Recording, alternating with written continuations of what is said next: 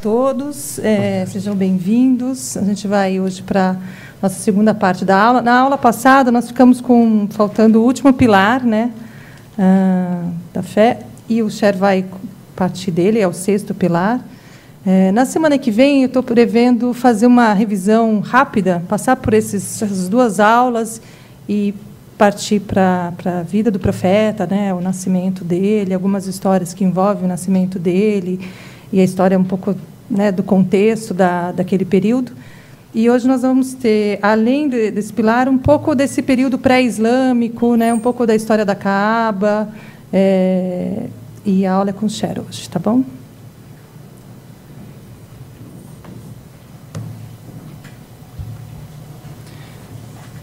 Em nome de Deus, o clemente e misericordioso, louvado seja Deus, o Criador do Universo, e que a paz e a bênção de Deus estejam com todos os seus mensageiros e profetas, entre eles Noé, Abraão, Moisés, Jesus e Muhammad, e sobre todos os seus familiares, companheiros e seguidores até o dia de juízo final. Peço a Deus que nos abençoe nessa tarde, abençoe a todos que estão aqui e que estão nos assistindo, mesmo distantes. Amém. Agradeço novamente a todos, né, a professora doutora Franci Rose, a USP e a todos vocês, meus irmãos, e boa tarde a todos. Assalamu alaikum. Wa alaikum salam. O que quer dizer assalamu alaikum? É isso. Que a paz de Deus esteja convosco. Qual que é a resposta? Wa alaikum assalam. O que significa?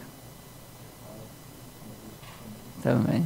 Wa e convosco também. Semana passada nós falamos sobre alguns tópicos, né? Sobre alguns temas, intenção, confiança. Falamos sobre, principalmente a intenção, né? Falamos sobre o Bismillah, né? E também falamos sobre os pilares da fé, 5 pilares da fé. Na realidade são 6, né? Só que acabamos falando somente de 5 pilares. Vou recapitular aqui, ponto por ponto, sem entrar na explicação. Para a pessoa se tornar muçulmana, é necessário que ela constitua a sua fé primeiro, antes de ir para a prática, para o campo da prática. Ela precisa necessariamente ter a sua identidade. Quem é ela? Ela acredita em quê? Qual que é a ideologia dela? Então, ela precisa, a fé dela precisa estar resolvida. Então, são 6 pontos que a pessoa, são os limites para que a pessoa ela esteja dentro do Islã, as fronteiras do Islã, são 6 pontos. Primeiro, crer em Deus único. Crer em todos os seus anjos. Crer em todos os seus mensageiros e profetas.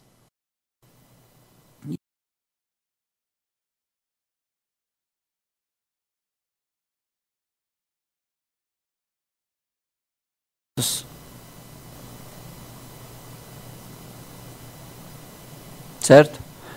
Só um detalhe, o livro sagrado vem antes do profeta, tá? Então, o quarto são os profetas e o terceiro são os livros sagrados. Alguém aí que conhece mais, um pouquinho mais do Islã, fala, ei, eu achei que errou. Eu ia falar, fiquei quietinha, me comportei. Na ordem, na realidade, os livros, né, e os profetas, os livros foram revelados aos profetas, né, e aos mensageiros. Então, crer em Deus único, nos seus anjos, nos seus livros sagrados, nos seus mensageiros e profetas enviados por Deus.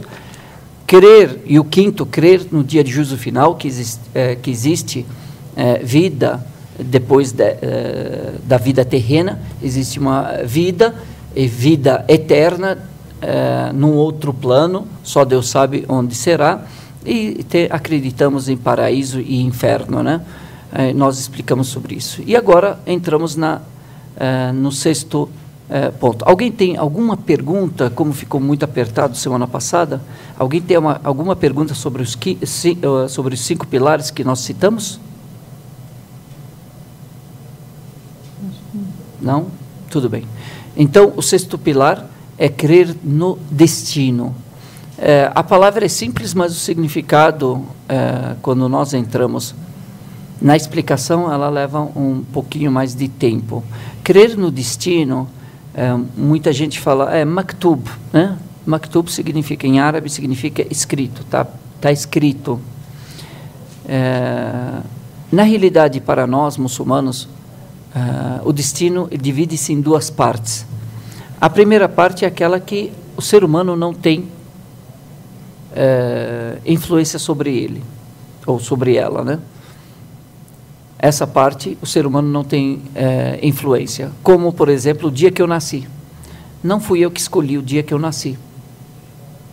Eu não escolhi o dia que eu nasci, mas também não escolho o dia que eu vou morrer.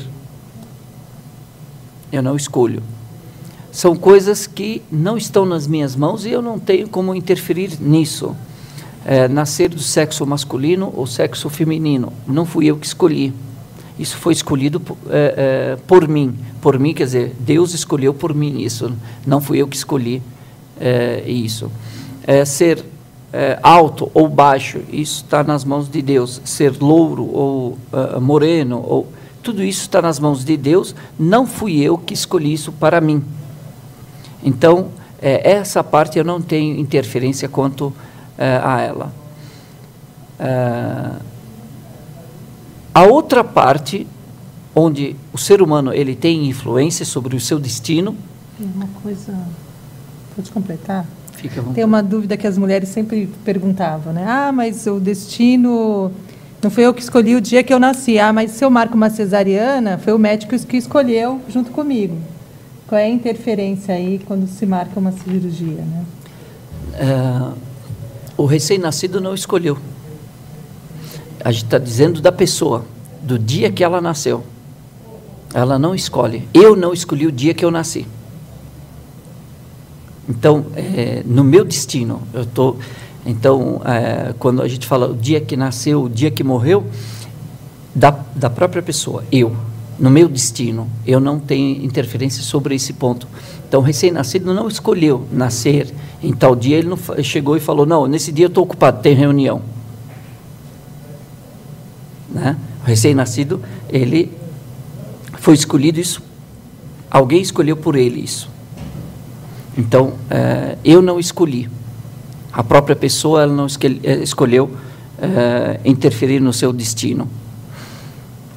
E o dia da morte também. A outra parte é onde a pessoa faz uso, e ela interfere sim. Por exemplo, Deus colocou 2 caminhos, o caminho do bem e o caminho do mal. E deu ao ser humano o livre-arbítrio.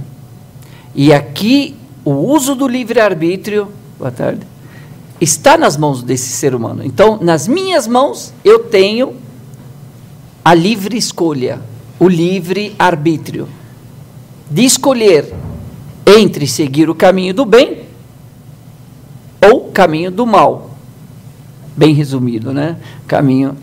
Qual dos 2 caminhos, da obediência ou da desobediência? O caminho do paraíso ou o caminho do inferno? Caminho da adoração ou o caminho do pecado? E assim por diante.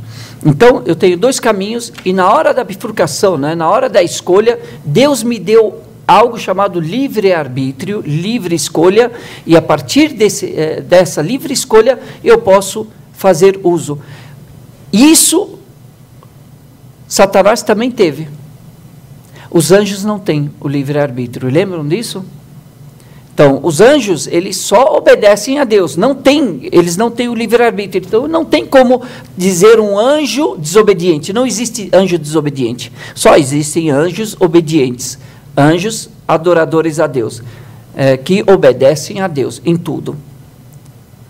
Satanás não era um dos anjos, porque ele foi criado da labareda do fogo, enquanto os anjos são criados da luz divina, de Deus, né? Deus é que os criou da luz. Então, Satanás ele tem o livre-arbítrio, e assim ele fez uso do livre-arbítrio quando Deus ordenou que os anjos e Satanás se prostrassem em respeito ao conhecimento que Adão tinha. Todos os anjos obedeceram, menos Satanás, que fez uso do seu livre-arbítrio e desobedeceu a Deus, e não se prostrou, e foi expulso, sofreu a punição, e continua fazendo uso do seu livre-arbítrio, porque ele poderia fazer uso do livre-arbítrio e pedir perdão a Deus, mas ele, por causa do orgulho, ele não pede perdão a Deus.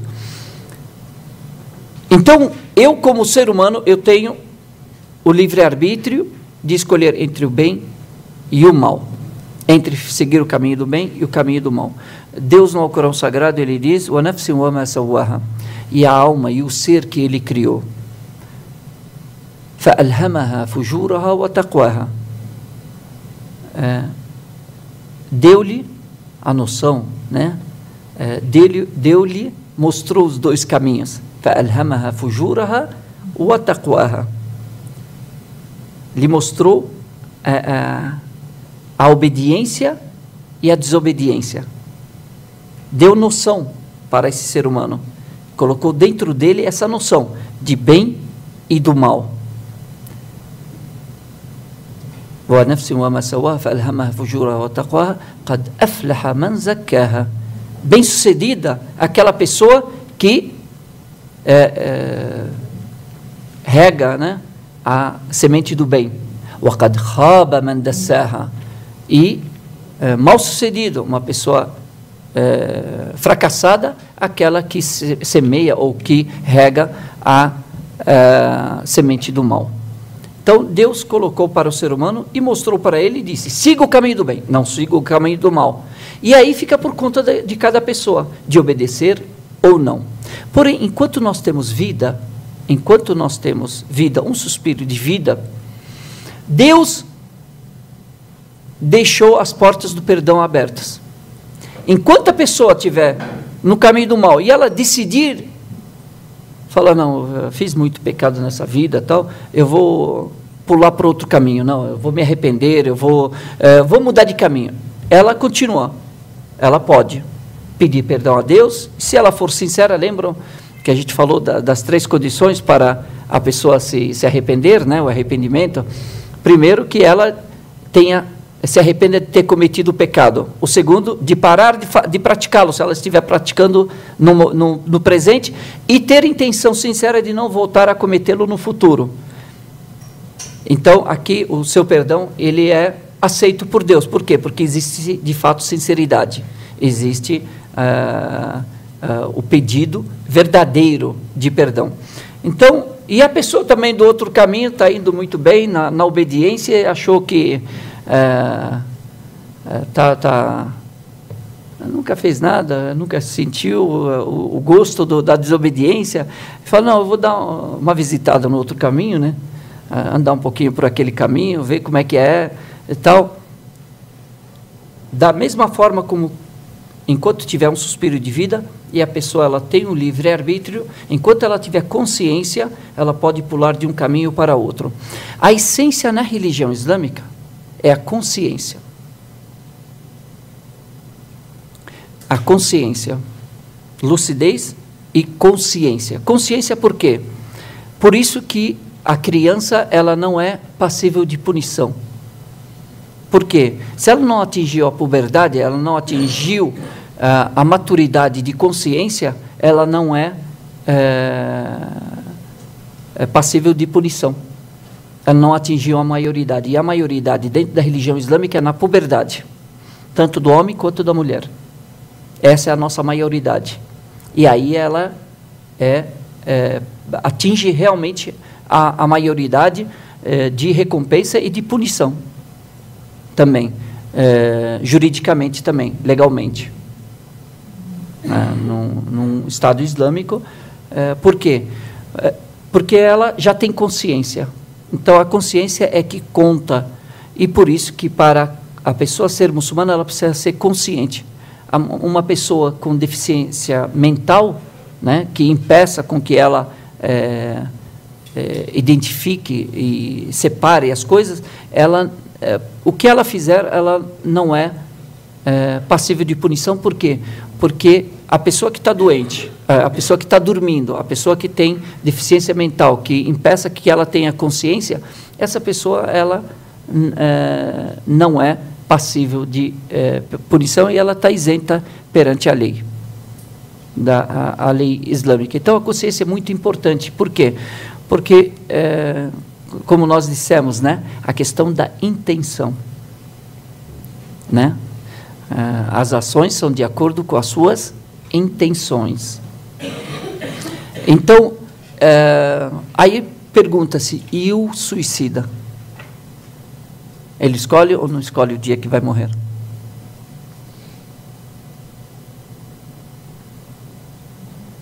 Que silêncio.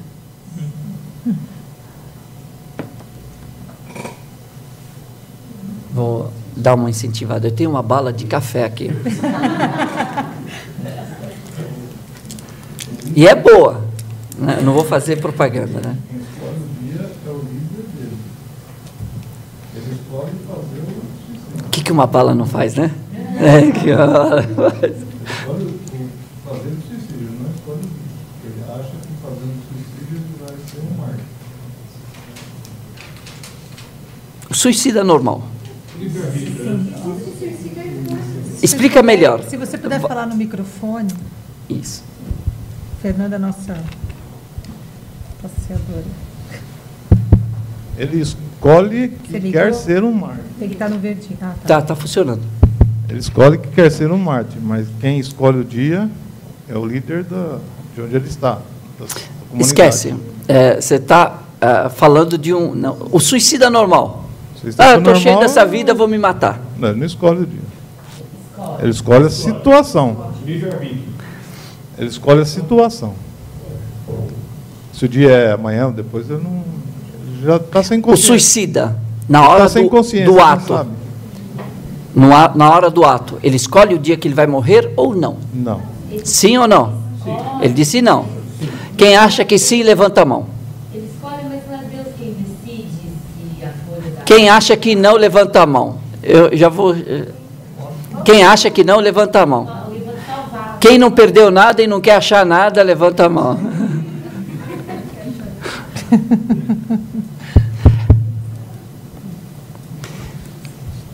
Vamos voltar para o destino? Eu não escolho o dia que eu nasci e não escolho o dia que eu vou morrer. Por outro lado, eu escolho que caminho que eu vou seguir. Certo? A minha intenção e o suicida, ele escolhe o ato, mas não escolhe o resultado. O resultado, que é a morte, não está nas mãos dele, está nas mãos de Deus.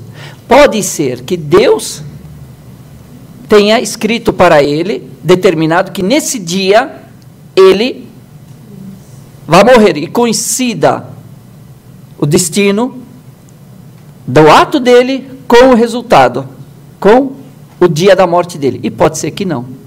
Por exemplo, uma pessoa que cai de paraquedas não se abre, o cara se esborracha, mas não morre. E outra que está andando, tropeça no cadastro de sapato, cai, bate a cabeça na guia e morre. Pode ser um que tenta se enforcar, a corda arrebenta e ele também não morre. Exatamente. Então, na realidade, todo o resultado está na mão de Deus, que é a primeira parte do destino.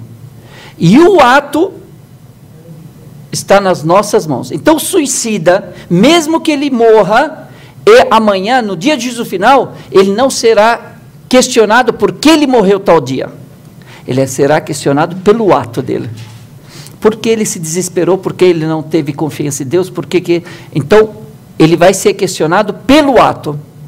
E nós seremos recompensados ou punidos pelos nossos atos, e não pelo resultado. Aqui, esse ponto é muito importante para o muçulmano, para que ele possa viver tranquilo na vida, sem ansiedade. Para ele não viver ansioso e não ter essas doenças que levam à depressão e essas questões. Então, principalmente a ansiedade. E isso faz o quê? A pessoa também buscar sempre os meios lícitos para fazer as coisas.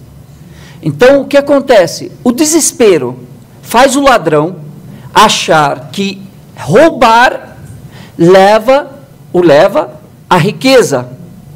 E não necessariamente, porque a riqueza é um resultado. Não está nas mãos de nenhum ser humano.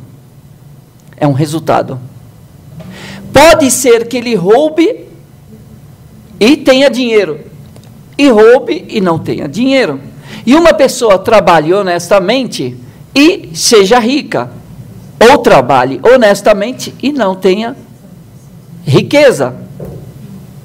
Por quê? Porque a riqueza ou a pobreza são resultados.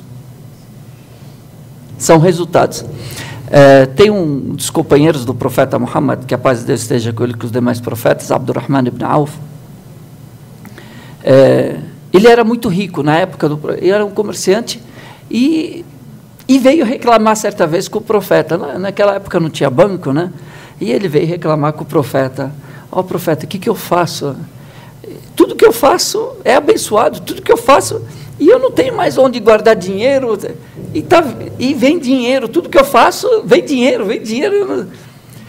O profeta olhou e falou, agradeça a Deus. Falou, mas eu não sei mais o que fazer, não sei onde colocar. Para uns é a solução, para outros é um problema, né? E aí o profeta olhou para ele e falou, faça o seguinte, coma pão andando. Coma pão andando. E aí ele foi. Passado um tempo, uma semana, 2 semanas, voltou até o profeta. Profeta, o senhor ia me dar a solução para que essa bênção não diminuísse um pouquinho, que essa entrada de... E multiplicou, aumentou. E o senhor falou, falou, o que você fez? Ele falou, eu comi pão do jeito que o senhor falou, andando. Ele falou, não pode ser. Você fez alguma coisa a mais. Ele falou, não, é isso. Ele falou, não, como você fez? Ele falou, não, eu comia pão e levantava o pano da minha roupa para que as migalhas não caíssem no chão. Ele falou, tá aí. Pronto.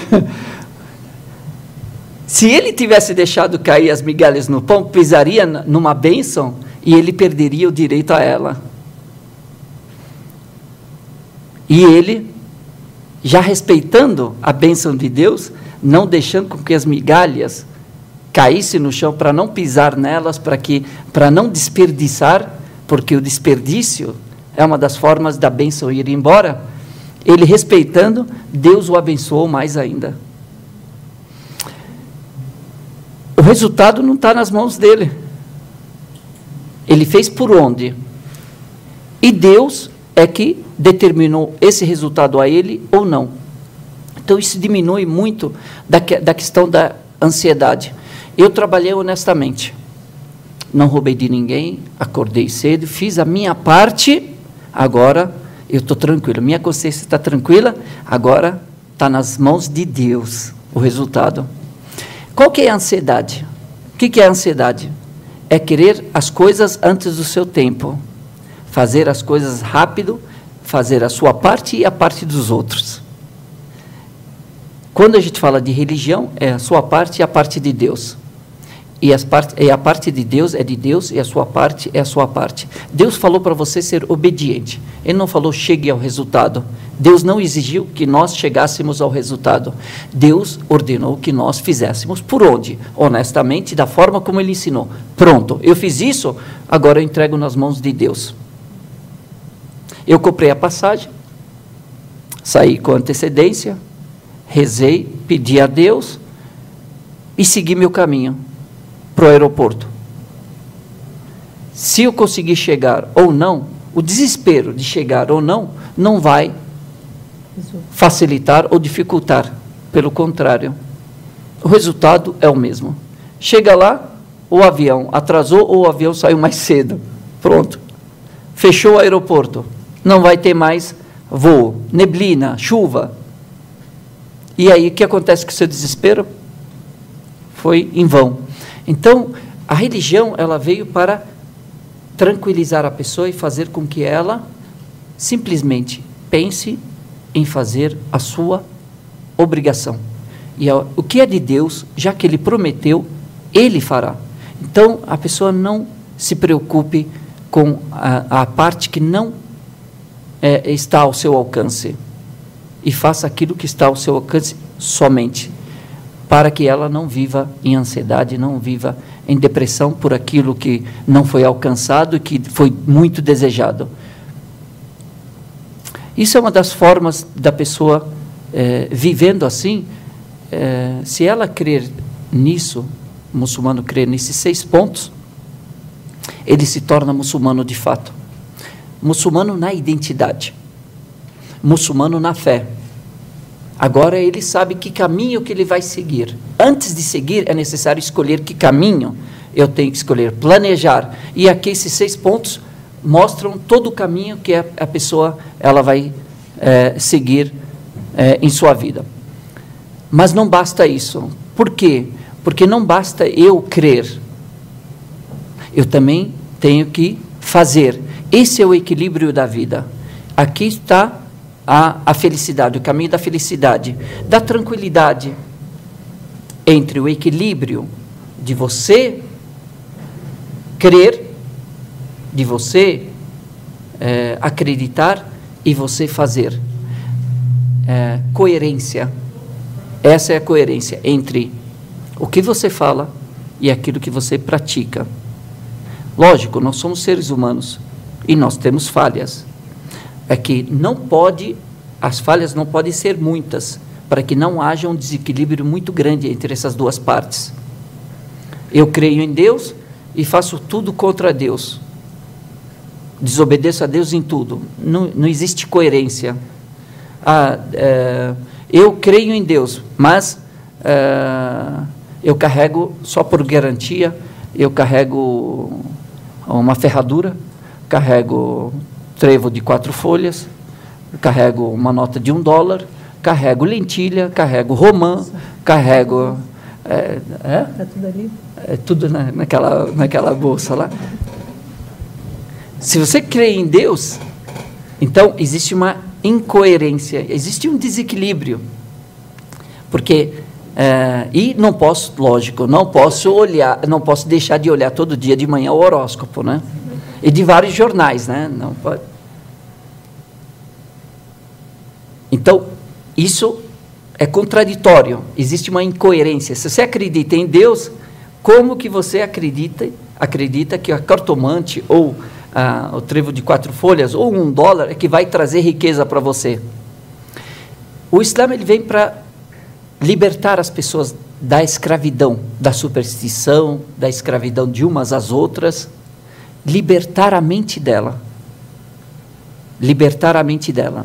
Ela fazer as coisas que têm que ser feitas, que ela acredita que são corretas, sem interferência, sem ela ficar amarrada à superstição, nem ao espelho que quebrou, e aí tem 7 anos, mas 7 anos de azar. Imagine viver 7 anos, imagine durante esses 7 anos a pessoa contando a contagem regressiva, vai acabar os 7 anos e quebra mais um espelho.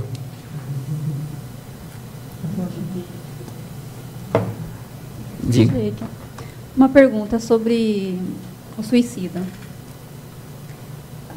Até onde eu aprendi, que eu conheci até hoje, aí veio essa dúvida. O suicida, ele vai ter o julgamento dele ou ele vai direto para o inferno? Todos têm o julgamento. Todos passarão pelo julgamento e todos serão julgados pela sua ação.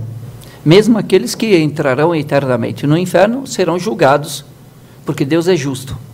Então, o dia de juízo final, o que é? É o tribunal. O profeta Muhammad, que a paz de Deus seja com ele, que os demais profetas, ele diz: Man kana yu'minu billahi wal yawmil akhir falyaqul khayran aw liyasmut. Quem crer em Deus e no dia de juízo final, que fale o bem ou se silencia. Quem crer em Deus, وَمَنْ كَانَ يُؤْمِنُ بِاللَّهِ وَالْيَوْمِ الْآخِرِ فَلْيُكْرِمْ جَارَهُ. Quem crer em Deus e no dia de juízo final, que trate bem o seu vizinho.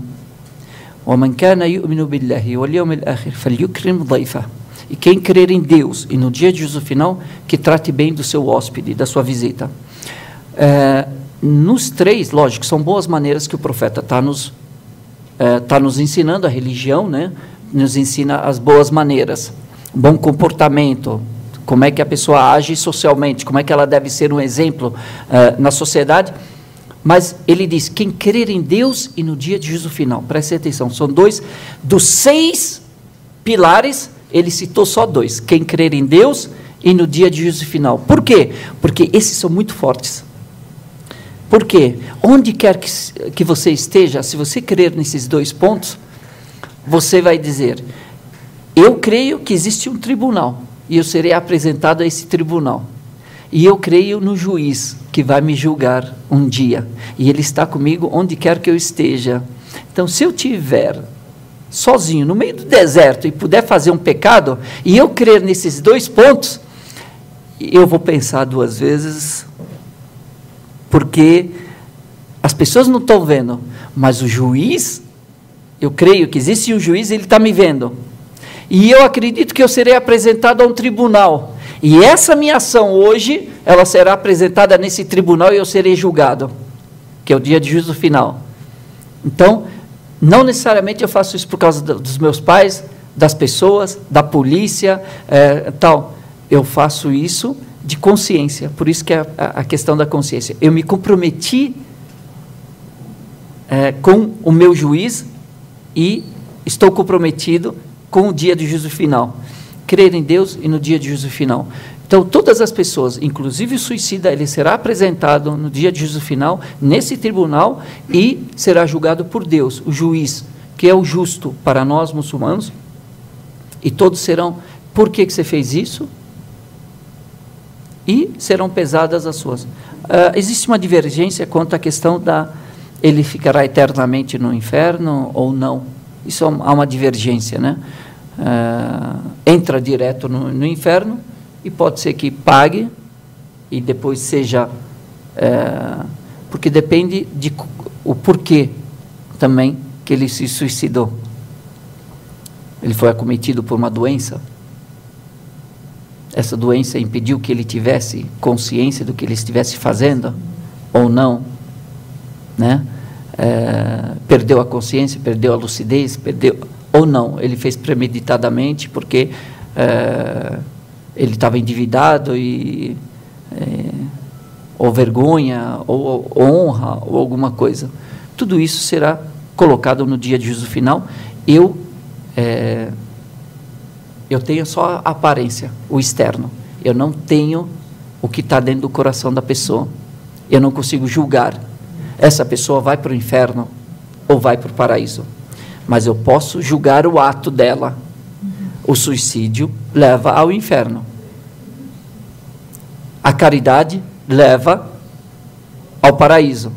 Se a pessoa fez a caridade com a intenção de agradar os outros e não a Deus, nós sabemos que não é aceito por Deus.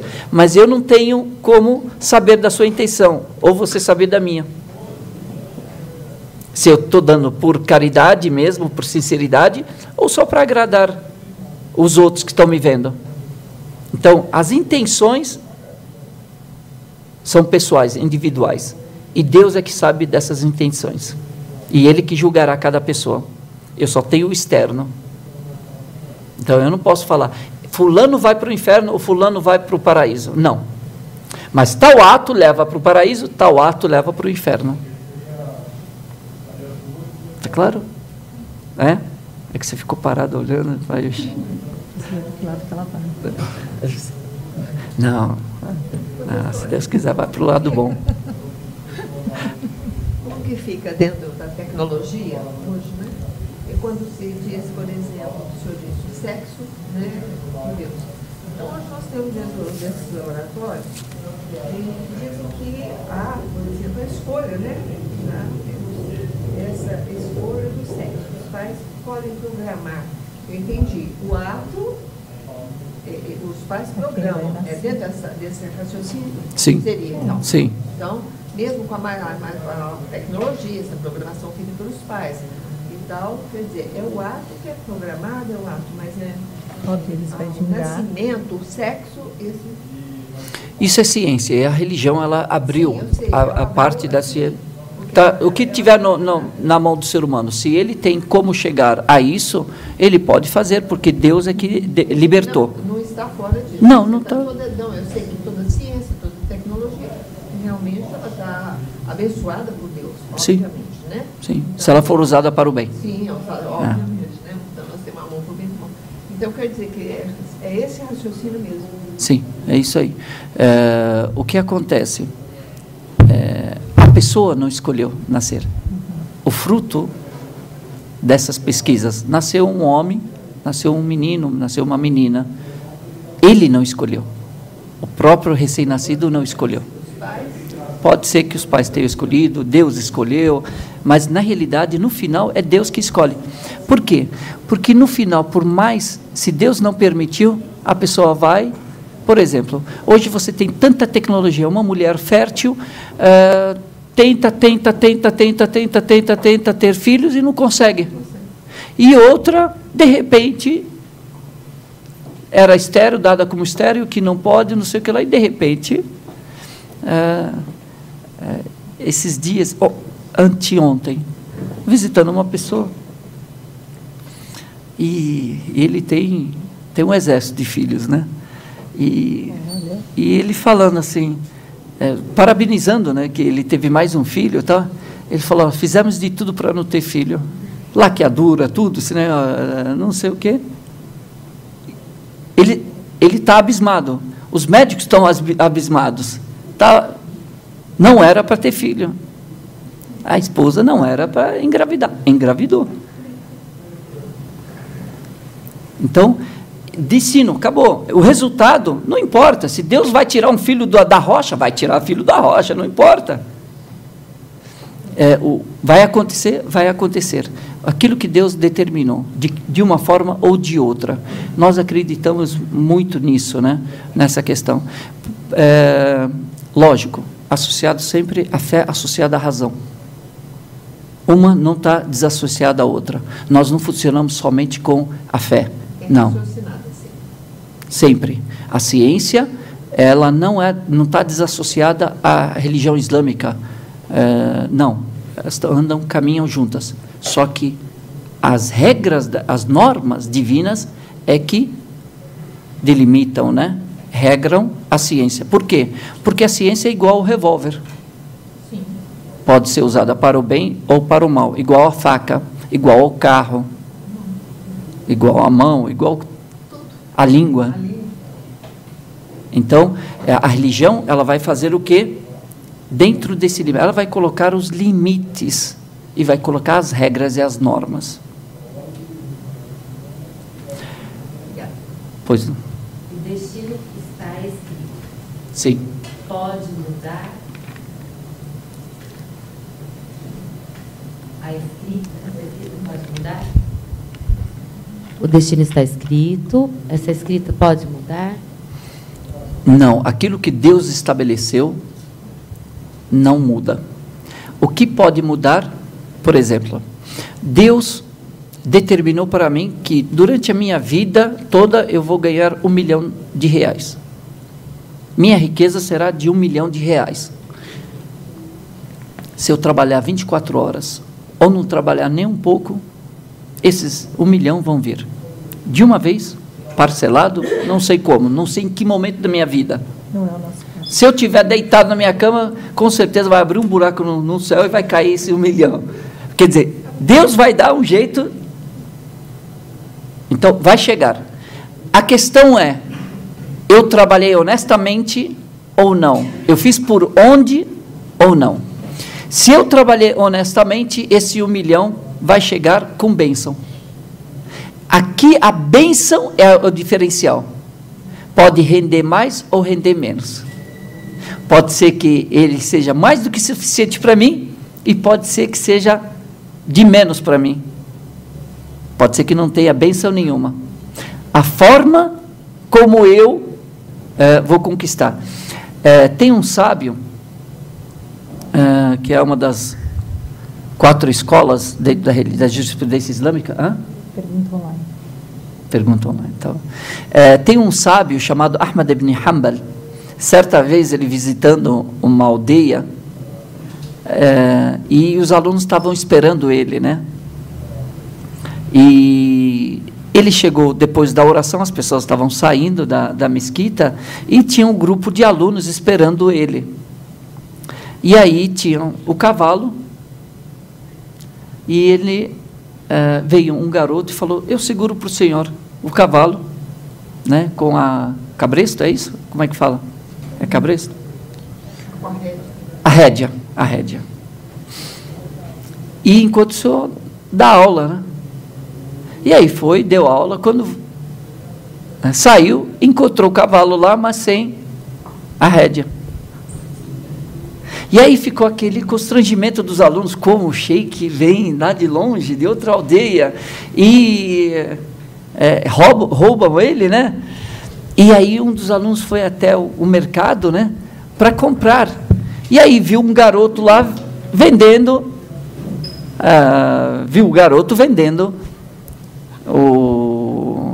a rédea. Ele falou: quanto você quer? Ele falou: 2 moedas de prata. Pagou 2 moedas de prata e veio, trouxe as rédeas. Quando o sheik, né, viu as rédeas, falou: essas rédeas são minhas, né? Quanto você pagou nelas? Ele falou: não, que isso, não, que isso, sabe? Ele falou: não é para te pagar, mas eu queria saber quanto que você pagou. Ele falou: paguei 2 moedas de prata. E aí o Imam Ahmad, né, esse sheik, começou a chorar. Aí todo mundo olhou: por que ele está chorando, né? Ele falou: por que o senhor está chorando, sheik? Ele falou: não, é que quando eu saí da mesquita, eu pensei, que gorjeta que eu vou dar para esse garoto? E eu pensei, vou dar 2 moedas de prata. Mas ele insistiu em receber essas 2 moedas de prata de forma ilícita. O resultado seria o mesmo. É a nossa intenção que muda ou não. Se ele tivesse permanecido na intenção boa dele, de segurar e manter ali, ele receberia essas 2 moedas abençoadas. Mas não, mudou a intenção, mudou a conduta, ele recebeu 2 moedas de prata, mas sem bênção. Renderiam muito mais se tivessem sido abençoadas, porque no final o que acontece será punido por elas. Pelo ato, pela intenção. Está claro? Se o que está escrito não muda, Deus muda de ideia? Aquilo que ele determinou, ele vai manter. O que muda é isso. Se a pessoa escolher fazer o bem no meio do caminho, Deus vai abençoá-la, ou não, já sabendo o que cada um de nós fará. Por exemplo, imagine que tem 2 filhos, lógico, há um disparate entre os 2 exemplos, mas só para facilitar. Eu tenho 2 filhos, um Gastão, né, gosta de jogar fliperama e tal, essas coisas, e o outro vai comprar livros, tal. Fliperama é velho? Videogame, sei lá. Agora fiquei envergonhado. É muito velho.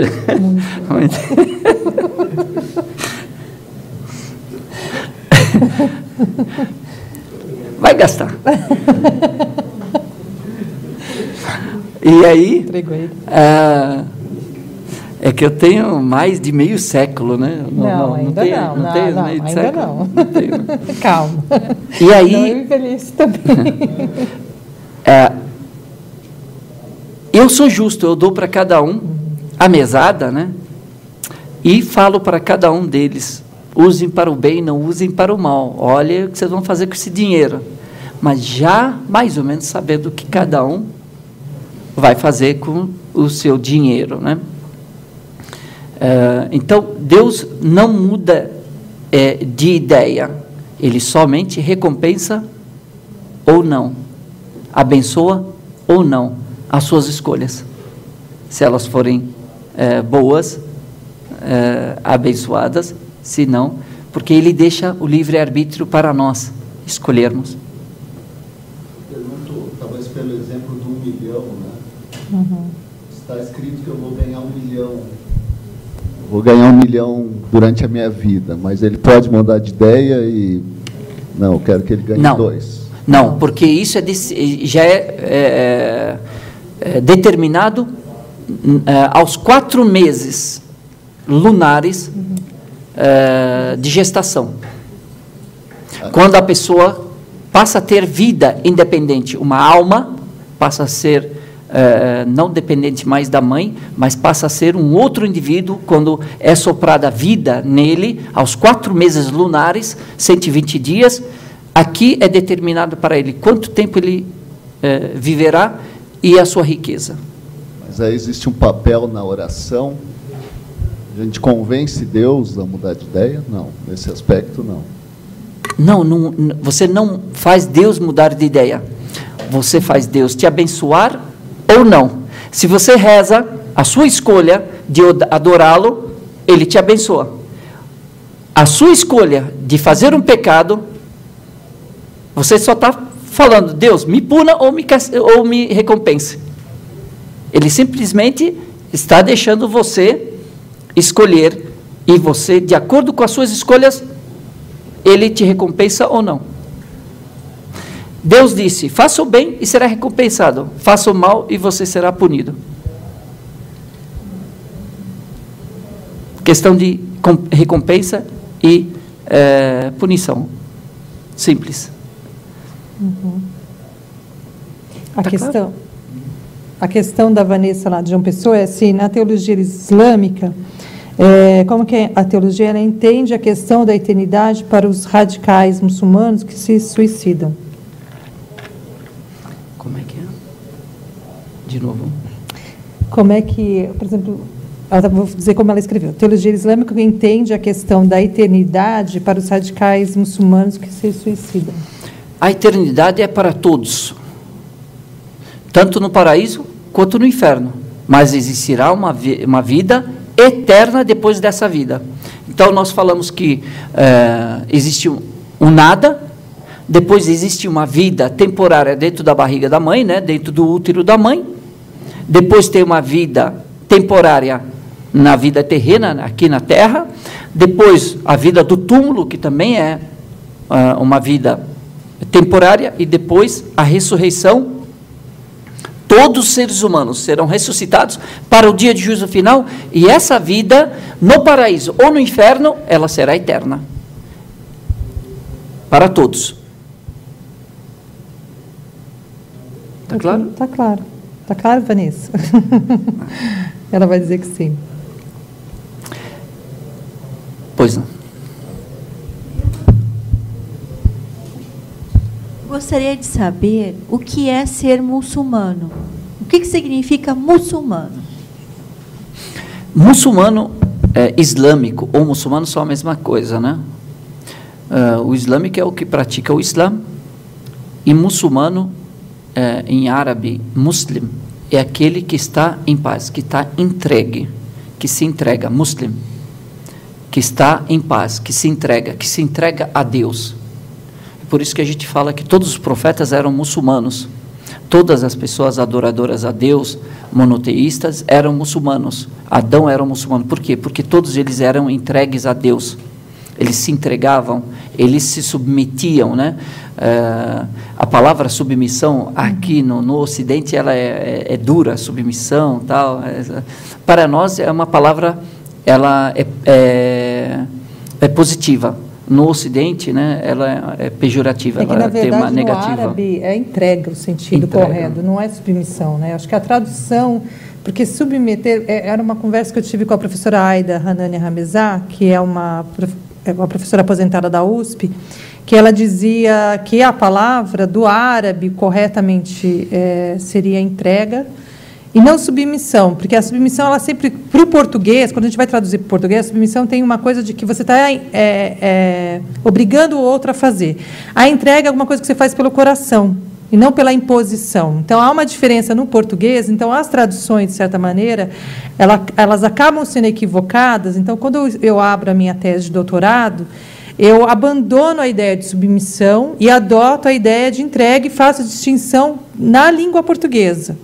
Porque eu acho que isso faz diferença quando a gente vai pensar na religião e nessa entrega, que é, no caso da minha tese, é uma entrega dos sentidos. Quer dizer, você modifica o olhar, o tato, o olfato, né, todos os sentidos, porque você passa a comer outras comidas, você começa a cuidar com como você entra em contato com as outras pessoas, como você fala. Então, todos os sentidos, eles são modificados na entrada da religião. Na verdade, em todas as religiões, você há algumas modificações corporais, mas acho que no Islã talvez seja a religião que mais modificações existam, porque existe regra para tudo, né? Para alimentar, para tomar banho, para fazer oração, para o casamento, para a relação sexual. Quer dizer, há regras estabelecidas e que modificam essa entrega, né? Então, eu raramente falo em submissão, porque a submissão sempre me dá uma coisa mais... eu sou forçado a fazer. E quando você opta em fazer, você não é forçado. Então, a entrega, para mim, faz mais sentido, né? Mas eu entendo o que o senhor está dizendo, que como você vem de um contexto árabe, submissão e entrega, ele sabe qual é o sentido, porque ele vivencia isso de uma maneira mais profunda. Então, para ele, não vai fazer distinção. Mas, academicamente, para os meus alunos, eu corrijo, né? Vamos falar em entrega, né? Vamos tentar trazer para o português, porque eu acho que assim as pessoas conseguem compreender melhor a ação religiosa, né? Perfeito.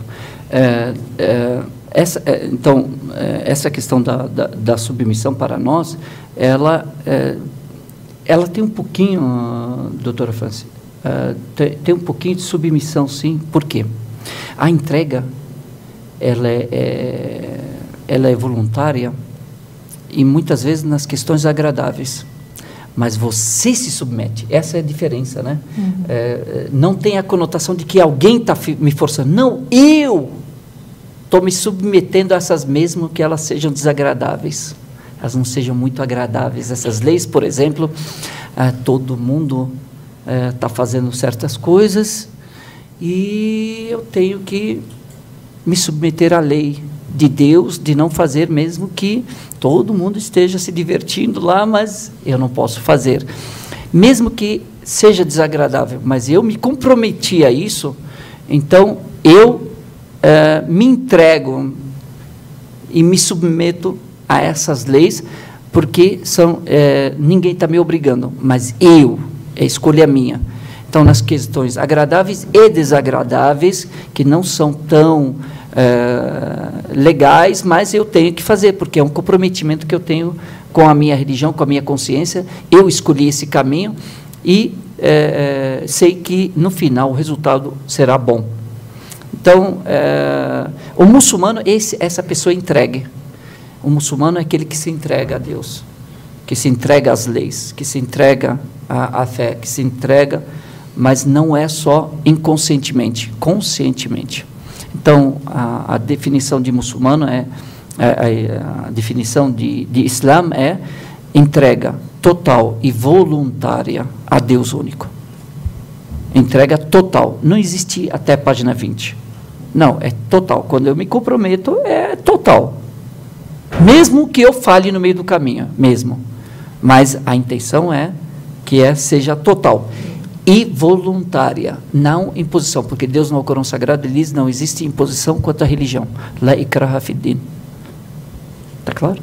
Então eu poderia dizer que seriam obediências boas. São as obediências que eu faço voluntariamente. Assim como o pôr do sol é obediente, a lua é obediente, né? Os ciclos são, romanticamente falando. Sim, tudo nessa vida. Se você entrar por aí, então, Fátima, perfeito. Então seria dessa forma. Perfeito. Eu obedeço às regras porque eu obedeço a religião, lógico, voluntariamente. Então, ao invés desse termo submissão, que até seria pejorativo, né? Então, uma obediência boa, uma obediência que eu... uma obediência voluntária. Voluntária, né? Que eu quero. Exatamente. Quando nós analisamos, eu como muçulmano vejo que tudo nessa vida é concatenado, tudo é sincronizado. Então, é igual às estrelas, igual ao movimento da Lua, do universo, da constelação. Tudo é concatenado, tudo é obediente a Deus. Os únicos que não que têm o livre-arbítrio é o ser humano e Satanás e sua prole, que são os gênios. Esses têm o livre-arbítrio e eles fazem, e a ordem é para entrar em harmonia com todo o universo. Da mesma forma como o céu, igual o Sol e a Lua, andam em sincronia, em obediência, em harmonia, igual o nosso corpo anda em sincronia, os olhos junto com o coração, junto com a audição, tudo sincronizado, o ser humano também deveria obedecer a Deus voluntariamente, total e voluntariamente, para que ele pudesse também entrar em harmonia com todo o meio ambiente, com todo o universo. É para isso. Muito obrigada. Queria voltar lá que você tocou no assunto das 4 luas, dos 120 dias, e aí despertou curiosidade para saber a respeito do aborto, como é visto, se existe. O aborto, em geral, ele é proibido, e existe alguma divergência quanto à questão antes dos 4 meses, né? Aqui existe uma divergência, mas pouca. Como eu estou na área acadêmica, eu posso citar essas divergências, né? Falar dessas divergências, mas no geral é proibido, a não ser em alguns casos específicos que colocam em risco a vida já constituída, né?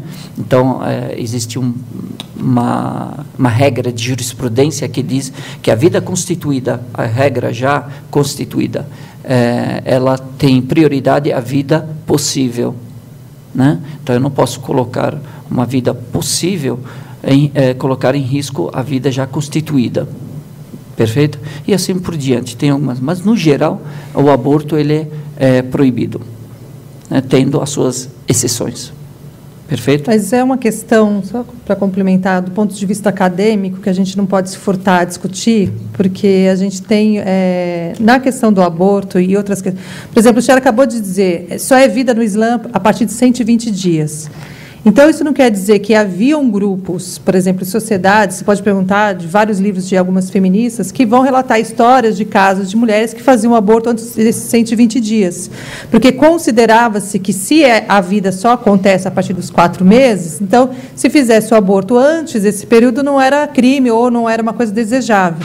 Não há também nada no Alcorão que diga isso claramente, porque não é uma temática do período da revelação, né? A questão do aborto não é uma temática que ela surge, porque não se pensava que, ao engravidar, uma mulher tirasse um filho. Isso não, era uma coisa que não se pensava no período. Então, se a gente for ler o Alcorão, nunca vi nenhuma passagem que dissesse somos contrário ao aborto, porque não se trata de uma questão. Então, todas as interpretações posteriores, elas vêm no bojo até de uma problematização muito mais recente. Eu descobri num livro de um dicionário islâmico espanhol, como que se fala, um adendo sobre uma lei que foi constituída no Cairo, em 94, de líderes islâmicos junto com a Igreja Católica e assim, com uma informação da Igreja Católica para fazer um documento anti-aborto, né? Então, pelo esse documento que eu li, essa questão ela é muito recente, porque assim, o debate contra o aborto pelos muçulmanos, assim como é feito em outras religiões, é uma coisa muito recente, porque não era uma coisa pensada. Então, você preserva a vida, né? A partir do momento que você tem a vida, você vai preservar a vida. né? Então, não se constituía um crime ou algo. Hoje que você vai ter essas várias interpretações, e aí cada líder vai dizer uma coisa diferente, às vezes um consenso, às vezes uma escola vai apontar para uma direção, mas tem que ficar atento a isso, né? Porque acho que são questões acadêmicas, né, de gênero, né, que eu particularmente venho me dedicando a estudar, que eu acho que é importante a gente tomar cuidado até para ver o que está dito de fato, o que é feito e como é interpretado, né? E como, de certa forma, é executado. Então, existe aí certas maneiras e nuances que a gente tem que desvendar do ponto de vista do Geertz, da hermenêutica, né? De como essas interpretações elas vão se dando com o passar do tempo, né? Desde o texto sagrado em si às novas interpretações no contexto que a gente vive hoje, né, que se discute tanto a questão do aborto, da questão de gênero, a questão do feminino e do masculino, né? As escolas, quando falam sobre isso, e essa divergência, lógico que todos estão embasados, né, em dizeres, tanto do Alcorão quanto do profeta Muhammad. Então, quando proíbe-se estão fundados em alguma coisa, né? Não é do nada, né? Eles não estão apoiados em nada, ou veio uma opinião. Isso já é antigo, né? Já é antigo, já que o profeta Muhammad, quando ele fala sobre esse relato, né, que a pessoa no ventre da mãe é soprada a vida nela, tal, quando vem os 4 meses, né, os 120 dias, tal. Então, já determina que a partir daí é vida. E aí a discussão que vem, mas no geral é isso, é proibido e pronto, permitida somente em alguns casos, só exceções só. Tudo bem? Bom, tem mais alguma coisa? Tá bom? Pois não. Tem mais? Tem. Então, a gente não entrou nada disso. Gente, a última questão só para a gente entrar no tema de hoje, tá? Quando eu cheguei um pouco atrasado, não sei exatamente como o senhor começou a palestra, mas você estava falando um pouco de destino, de juízo final. E a minha pergunta é como o Islã vê a questão da origem do mal. Porque se Deus sabe o futuro e sempre soube o futuro, e há um destino, alguma coisa predeterminada, como que o Islã vê por que Deus permitiu que o mal existisse, ou se o mal, na visão islâmica, é simplesmente a ausência do bem? Porque existe essa dualidade, bem e mal, a pessoa pode escolher o caminho do bem ou do mal, mas se Deus sabe tudo, Ele previu tudo, Ele criou tudo, Ele sabe o que vai acontecer, então o mal é só um instrumento para ajudar no plano de Deus? Sou curioso só com tudo. Exatamente, você já definiu. A questão do mal é a ausência do bem. É igual a escuridão, é a ausência da luz, é igual ao frio, a ausência do calor. Então, você tem... é o resultado do livre-arbítrio. Então, quando eu decido não obedecer, esse é o mal. Como eu tenho livre-arbítrio e Deus me deu esse livre-arbítrio, é a forma justa dele me julgar. Então, ele deixou para mim escolher obedecer ou não, comer ou não, dormir ou não, e assim por diante. Certo? Respeitar ou não. O que é o mal? Ser educado ou não. Aqui eu posso usar esse microfone agora para te ofender. Perfeito? Ou não? Eu faço livre-arbítrio. Está nas minhas mãos. Independente do resultado, se eu vou ser recompensado ou punido. Mas é o resultado de uma escolha. O bem e o mal são resultados de uma escolha que eu faço. Se eu escolher não obedecer, eu estou fazendo o mal. É dado o nome de mal. Deus é o Criador de tudo. Nós não acreditamos que Deus... isso é importante também, de que Deus e o adversário de Deus é Satanás. Não. Deus é o Criador de tudo. E tem os desobedientes. Satanás é um deles, que é uma criatura de Deus. Então, não é Deus é o bem e Satanás é o mal. Não.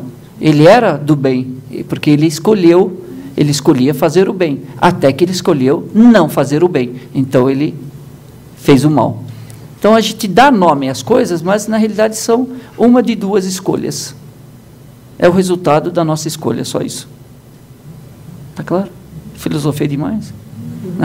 A gente pode pensar, eu costumo dar um exemplo em sala de aula, nós fechamos as perguntas, só depois agora.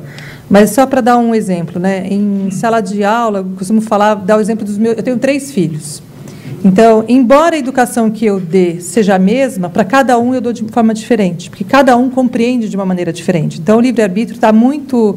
Então, o Gabriel tem uma característica, o Eduardo tem outra, o João tem outra. Então, cada um deles vai receber a mesma mensagem que eu estou dando de forma diferente. E, muitas vezes, eu tenho que mudar o tom da mensagem. Né? Porque o que um entende de uma maneira muito branda, o outro ele acaba entendendo de uma forma muito mais enérgica. Né? Então, a transmissão, né, do conhecimento, ela vai se dar, e a maneira como que a pessoa que recebe vai agir, é o próprio livre-arbítrio dela. Quer dizer, a mensagem é a mesma, mas como cada um vai agir, é que são elas. Né? Então, vamos passar para a aula. As outras perguntas, a gente retoma daqui a pouco. Tá? Então, agora, partindo da teoria, né, da crença, agora vamos para a prática. O que o muçulmano tem que praticar?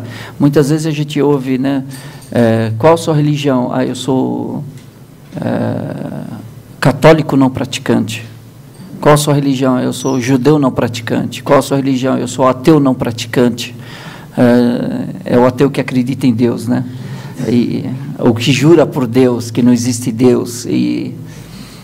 Qual a sua religião? Eu sou budista não praticante. Qual a sua religião? Eu sou muçulmano não praticante. O que significa isso? Para nós muçulmanos, não existe um meio termo. Ou é ou não é. Então, para nós muçulmanos, é a mesma coisa que não existe entre, eu sou honesto ou não praticante, né? Então, como não existe meio termo, né? Ou é honesto ou não é. Para nós, ou é muçulmano ou não é. Onde é que define que a pessoa é muçulmana? Nesses 6 pontos da crença. Então, se a pessoa ela crê nesses 6 pontos, ela é muçulmana. Agora falta completar.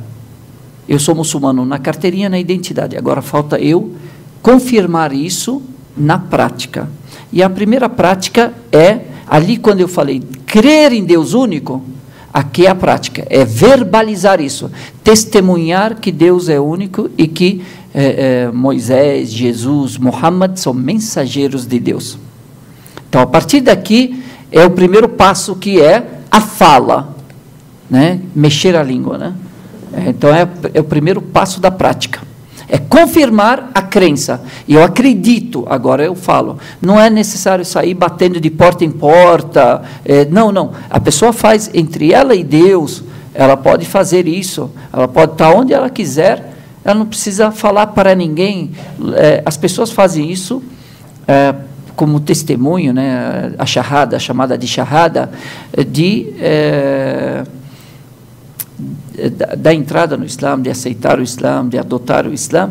Ela faz isso normalmente na frente de um sheik ou de uma pessoa querida que ela queira, que ela confia muito, tal, por uma questão de procedimento durante a vida, por exemplo, testamento, herança, enterro, casamento, um monte de coisas, né? Então, mas se a pessoa ficar no meio do Amazonas, ela não pode falar, e ela verbalizar isso entre ela e seu Criador, já é aceito. Se ela pronunciar isso, já é aceito. Se ela não puder pronunciar, a intenção dela já basta. Perfeito? Porque começa tudo com a intenção, começa tudo com a sinceridade, com a crença, com a fé. E aí, o segundo ponto, testemunhar que Deus é único e testemunhar que Moisés, Jesus e Muhammad são mensageiros e servos de Deus. Significa o quê?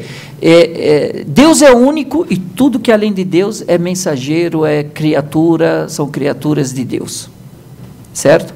E aí, o segundo ponto não é mais só palavras, mas sim práticas. Praticar a oração 5 vezes ao dia. Eu, como muçulmano, tenho que praticar a oração 5 vezes ao dia. Essas orações, elas são feitas a Deus, né? 5 vezes ao dia, em horários determinados. Deus, certa vez, o profeta Muhammad, ele estava sentado e veio o anjo Gabriel para ele e falou, na hora da oração do meio-dia, e o ensinou a rezar. E disse para ele, reze agora. Depois veio na outra oração, no outro horário, e falou, reze. E assim por diante, as 5 orações, e aí ele determinou de que hora até que hora que tem que fazer essas orações. E elas têm um período. Então, por exemplo, hoje, 12h07, 12h08, em São Paulo, não sei aqui, mas deve ser um pouquinho mais tarde. Mas aqui 10 minutos mais tarde, 10, vamos lá, 12h10, é isso?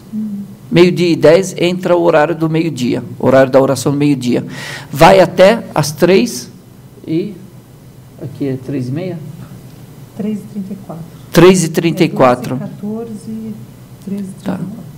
12h14 até as 3h34. Então, nesse período eu posso fazer essa oração. E é uma oração voltada a Deus, a pessoa pode fazer sozinha, mas se ela estiver próxima à mesquita, o homem, né, estiver próximo à mesquita, ele é obrigado a fazer na mesquita, fazer em congregação e direcionado a uma direção só, que é a Kaaba. E aqui, a questão da Kaaba, ela tem uma história. Ela, de acordo com a história islâmica, a Kaaba ela foi construída por Adão. Quando Adão e Eva se encontraram no Monte Arafat, em Meca, Deus ordenou que Adão construísse a Kaaba. A Kaaba seria um cubo, né, um quarto de pedras, um quarto, que foi colocado como sendo a casa de Deus. Foi construído por Adão com a ajuda dos anjos para que ele adorasse a Deus. Fosse uma referência à adoração a Deus. Um símbolo na terra de adoração a Deus. Mais tarde, ela, com a questão do dilúvio, ela se encobriu, ela ficou coberta, e mais tarde, com a vinda do profeta Abraão, quando ele teve o seu filho primogênito, Ismael, com a escrava, que era ex-escrava, né, de Sara, e foi dada como escrava a Abraão, e ele teve um filho com ela, Agar, e aí ele... O que eu falei? Não era Agar? Falei? Não sei. Hajar. Ah, tá. Agar. Em português é Agar. Ele tem... e nasce esse filho, Ismael, e quando esse filho cresce, existe uma história, né, que ele é apresentado ao sacrifício. Nós muçulmanos acreditamos que o filho oferecido a sacrifício é Ismael e não Isaac, porque ele é o primogênito, porque não é inconcebível nós acreditarmos que Ismael seja filho, como dizem, né, alguns, bastardo, né? Não. Como um profeta vai cometer adultério? Então, Deus errou ao escolher o seu profeta para ser o exemplo para nós, um adúltero? Isso é inconcebível, nós não podemos acreditar. A pessoa que acreditar nisso, ela deixa de ser muçulmana automaticamente. Porque você coloca em xeque a decisão de Deus, a escolha de Deus. E coloca a questão de que a idoneidade de um profeta, dos grandes profetas, ele é o pai dos profetas, quer dizer, o resto, então é inconcebível. Como é inconcebível também crer que Jesus, ele seja também fruto de adultério, né? Mas tudo isso para nós é milagre. E aí, quando essa criança cresce, Deus ordena que Abraão ele construa Acaba, reconstrua Acaba. Então ela já tinha as bases, e aí Deus mostra para Abraão onde está o local soterrado, onde Acaba estava soterrada, os alicerces da Acaba, e aí ele reergue Acaba, reconstrói Acaba, e ela passa a ser a primeira casa, já era, né, de adoração, primeiro local de adoração a Deus sobre a face da terra. 40 anos depois, Deus ordena que Abraão construa a casa de Jerusalém, a casa de adoração em Jerusalém, e ele a constrói 40 anos depois de construir Acaba. E Acaba, ela passa a ser uma referência, e ela permanece assim toda a vida, até os dias de hoje, e até os politeístas, eles, os idólatras, eles faziam a peregrinação, e dentro da religião islâmica, dentro da crença islâmica, todos os profetas fizeram a peregrinação.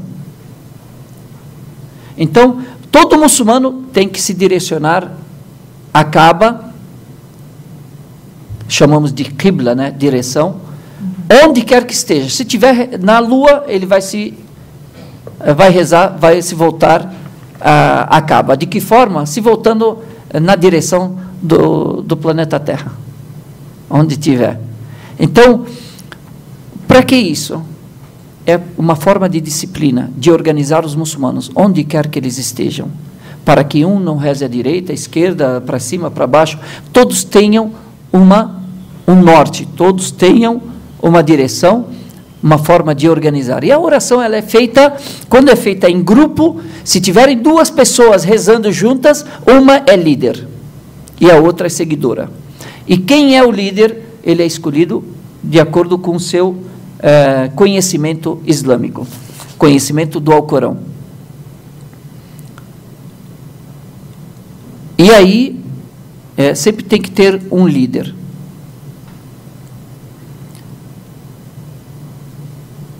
É uma forma de treinar a disciplina. Se vocês verem, se tiver 1 milhão de pessoas rezando, vai estar ao comando de uma pessoa só.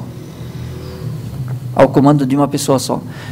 Quem puder ver, principalmente na época da peregrinação, a mesquita de Jerusalém, ou a mesquita de Meca, você vai ver milhões de pessoas, a mesquita lotada, dentro e fora, as ruas, todas ao comando de uma pessoa só. E cada um sabe o que fazer.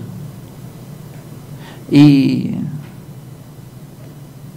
tinha um americano, muçulmano, e tinha um estudioso de matemática. Ele estava conversando tal, e aí apareceu, ele tinha aqueles canais que passam a mesquita de Meca, e aí ele falou, ele estava na hora da oração, né? Antes de começar a oração por pouco tempo.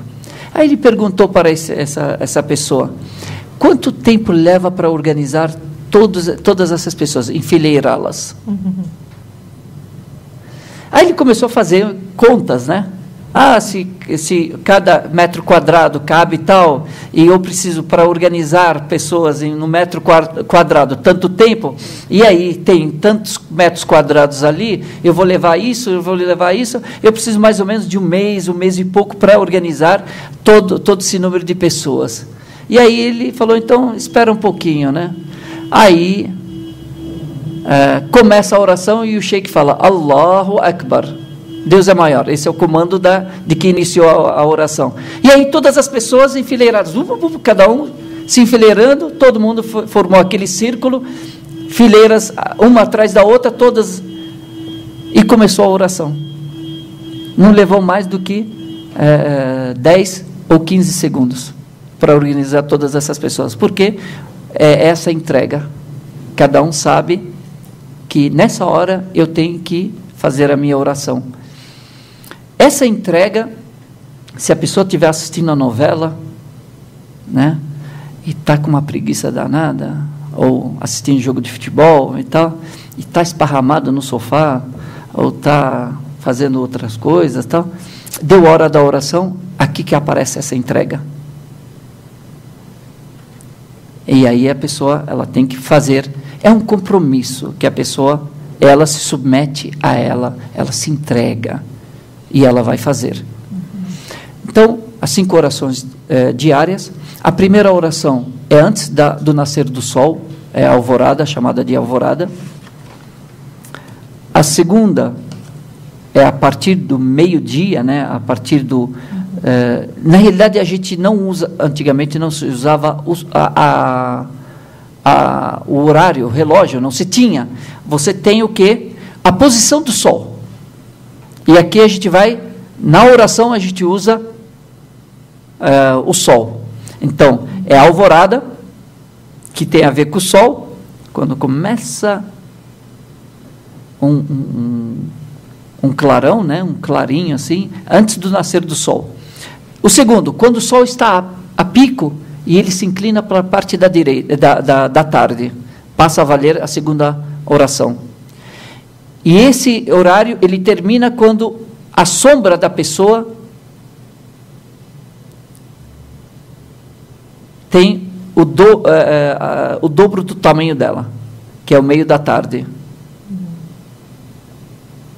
A sombra, ela tem o dobro do meu tamanho. Aí passa a valer a terceira oração.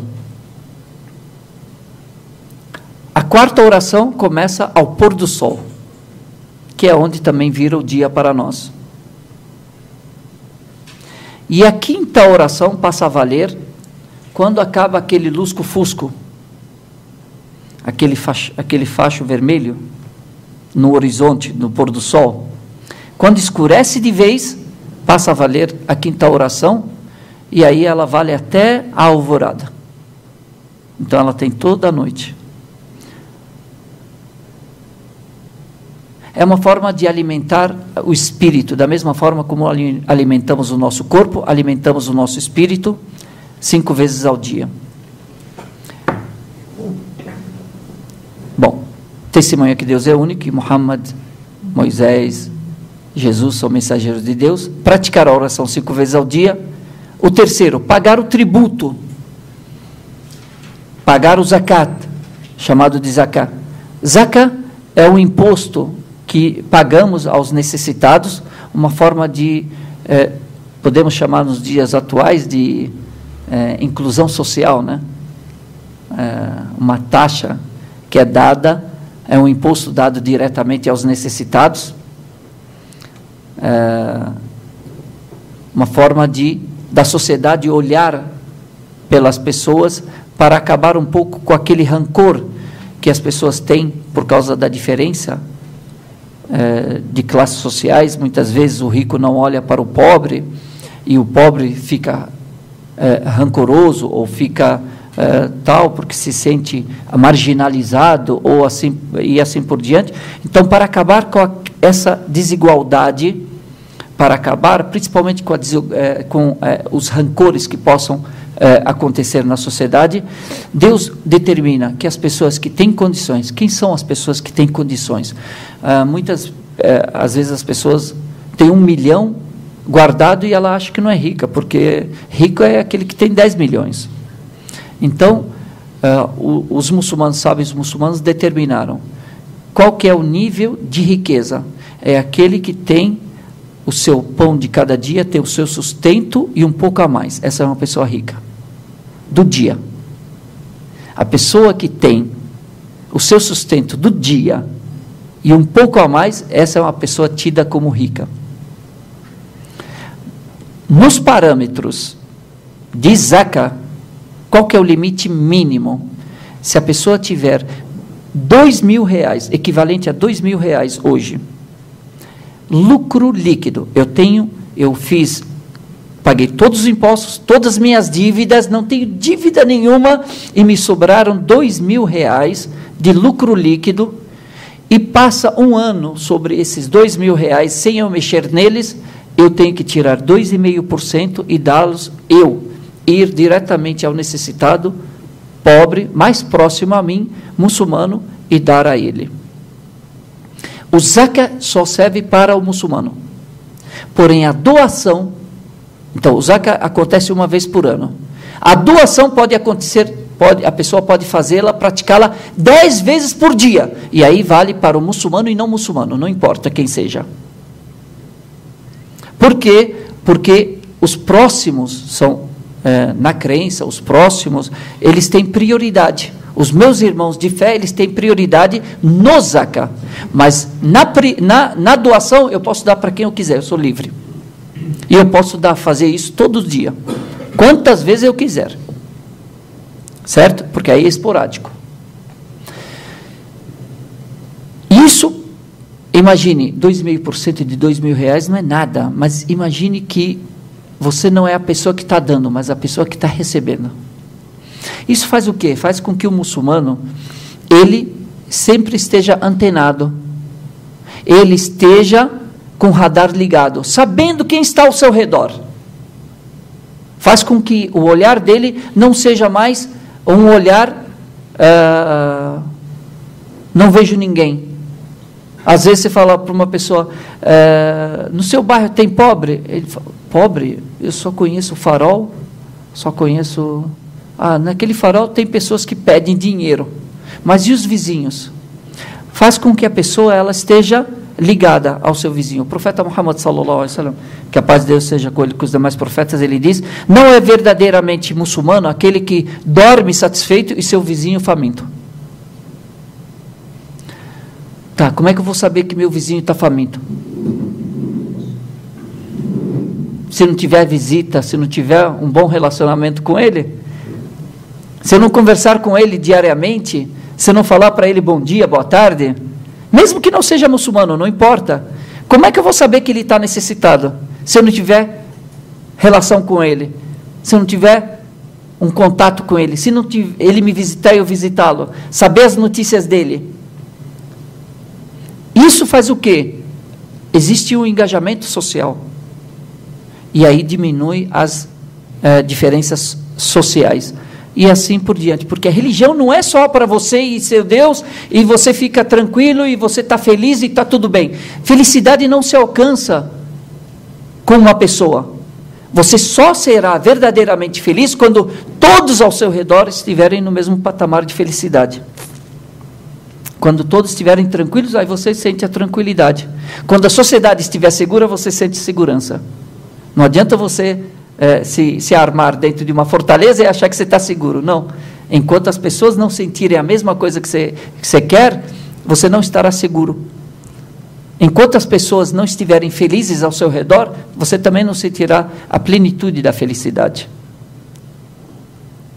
A religião é um código de vida por conta disso, porque ela não vem só para atender o interesse do indivíduo, mas sim toda a sociedade, o coletivo, porque nós somos frutos do coletivo e nós somos afetados pelo coletivo. O quarto, que é o jejum do mês do Ramadã, e aqui depende do calendário lunar, depende da lua. Os muçulmanos têm 12 meses lunares. Tem 12 meses lunares. Esses 12 meses lunares, cada mês tem 29 ou 30 dias. Nunca 28 e nunca 31. 29 ou 30 dias. E eles vão se alternando.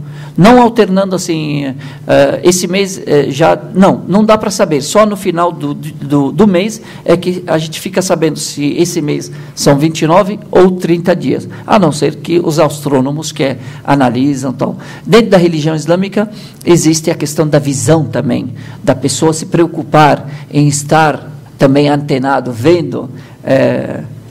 isso existe, né, nos planetários, existe na Arábia Saudita, nos países islâmicos, isso é comum, né, que as pessoas acompanhem a lua nova, a lua cheia e assim por diante. Né? Nesse mês, Deus determinou que cada muçulmano jejuasse os dias desse mês. Como é que se determina o dia? Da alvorada, né, do início da alvorada, até o pôr do sol. Então, o muçulmano ele deve deixar de comer, de beber, de ingerir qualquer sólido ou líquido, lícito ou ilícito. Né? Da alvorada até o pôr do sol. De que forma? Isso também é uma forma de, primeiro, de purificação física, espiritual e também mental. E como a gente fala em sinceridade, né, em intenção, essas coisas, a única adoração que permanece, a única adoração que permanece secreta entre você e seu Criador é o jejum. Nenhuma outra. Por exemplo, eu posso estar doando para mostrar para alguém. Eu posso estar rezando para mostrar para vocês. Eu posso fazer qualquer outra coisa para mostrar para os outros. Menos de jejum eu não consigo mostrar. Ele é secreto. Ele permanece secreto entre... Eu não vi você beber, eu não vi você colocando nada na boca, eu não vi... Se você falar para mim que está de jejum, eu vou acreditar. Porque eu não tenho como... ou comprovar ou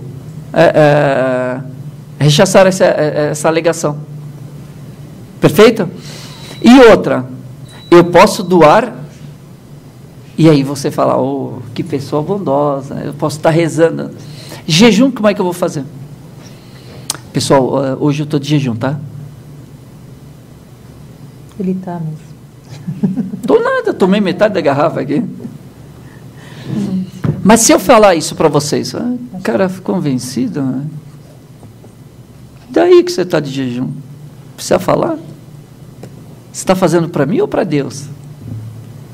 Então, é a única adoração que permanece secreta entre a pessoa e seu Criador. Qual que é o efeito disso? É sentir na pele o que o necessitado sente. Se você estiver andando de helicóptero rico e tem comida na sua geladeira, na sua despensa, você vai sentir o que aquela pessoa necessitada está sentindo de fome e de necessidade. Faz com que a pessoa, e saibam de uma coisa, nada mais do que a necessidade para fazer a pessoa ficar humilde. Se eu sou uma pessoa rica e nunca doei, nunca precisei de ninguém, eu não preciso de ninguém, eu tenho meu dinheiro, eu sou rico. O dia que eu precisar alguma coisa, a primeira coisa que eu faço, o que é? Ficar humilde, porque eu tenho que esticar a mão e falar, me ajuda. E por isso que nós fazemos essa súplica com as duas mãos, porque nós necessitamos de Deus. Então nós estendemos as duas mãos a Deus. Ó Deus, nós somos necessitados a Ti, nós necessitamos de Ti. Por isso que nas súplicas a gente estica as mãos, a gente pede a Deus com toda a humildade, e só pessoas humildes que esticam a mão, não é isso? Então a necessidade, ela faz a pessoa ficar mais humilde, e também faz a pessoa que tem o coração duro, ela aquecer o seu coração, amolecer o coração, porque ela precisa. E quando ela sente o que o outro sente, ao vê-lo, ela tem mais uma motivação a ajudar, ela tem um incentivo a ajudar a próxima pessoa. Se vocês verem o sentido, cada um na sua área, né? Cada um, vocês vão ver que cada uma coisa se encaixa na sua área. Por exemplo, se você olhar a questão da sociologia, né? Ou são ações sociais, são questões de inclusão social. É pensar no outro, você faz parte do coletivo, e assim por diante, né? Você não... é uma árvore que tem vários galhos, várias folhas, e nós dependemos uma da outra. Uma pessoa depende da outra, porque vivemos em sociedade. E a religião, ela vem para isso, para dar esse corpo, esse entendimento, essa consciência a todos. E o quinto e último pilar, lógico, à noite não é só comer, beber, deixar de comer e beber, e também relações sexuais durante o dia, também são proibidas. Tudo isso é permitido somente à noite. Perfeito? E o quinto e último pilar é a peregrinação à Meca, se tiver condições físicas e financeiras uma vez na vida.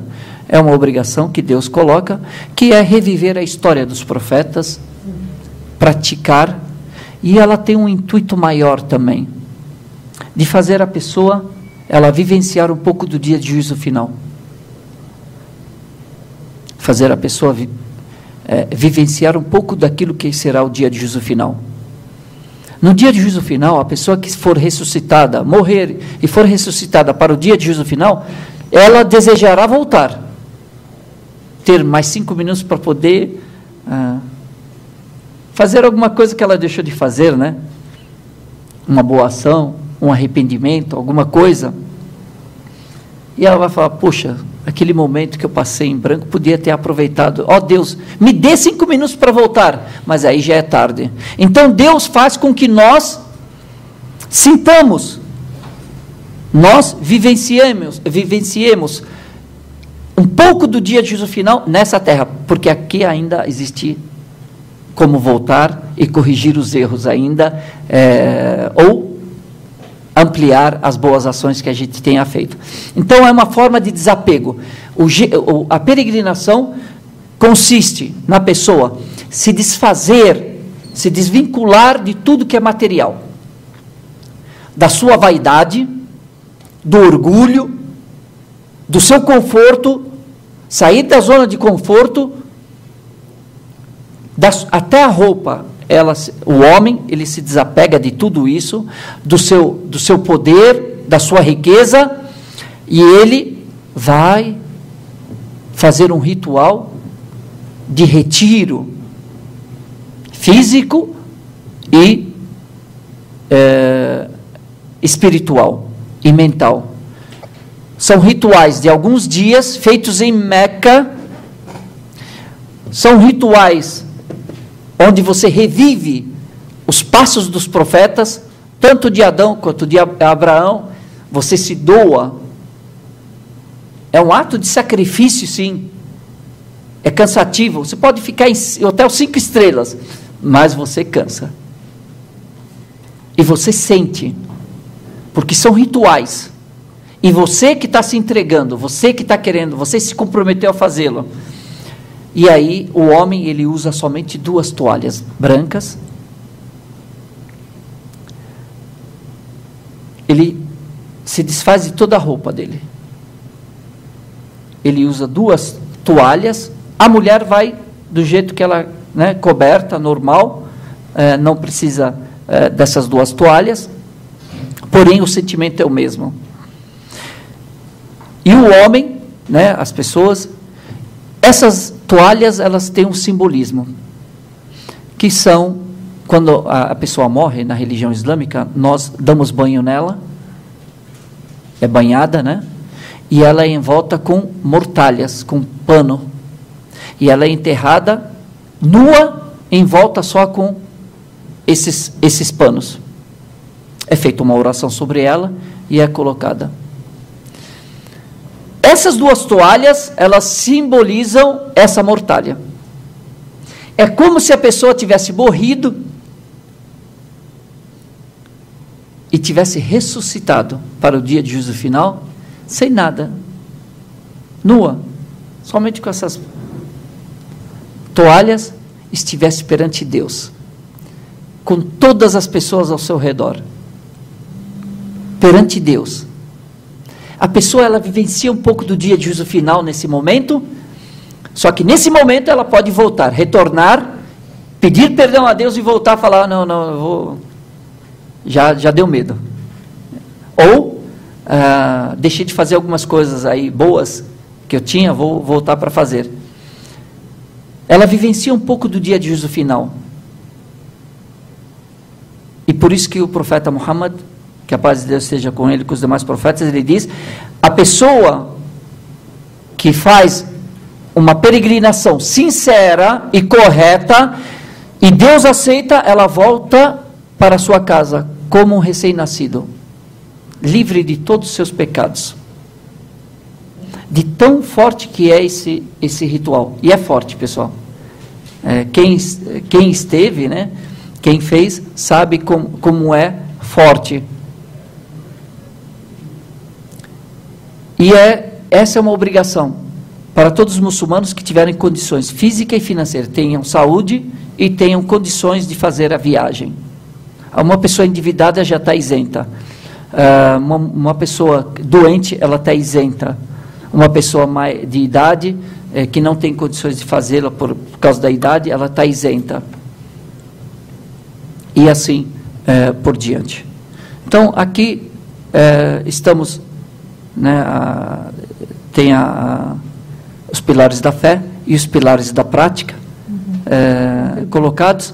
Tem uma pergunta da Karina, que Sim. ela perguntou, no caso da súplica, quando você está sujudo, ninguém está vendo que você está pedindo a Deus. Então, isso é um pouco como o jejum também seria. Só Deus sabe o que você está pedindo, que está suplicando.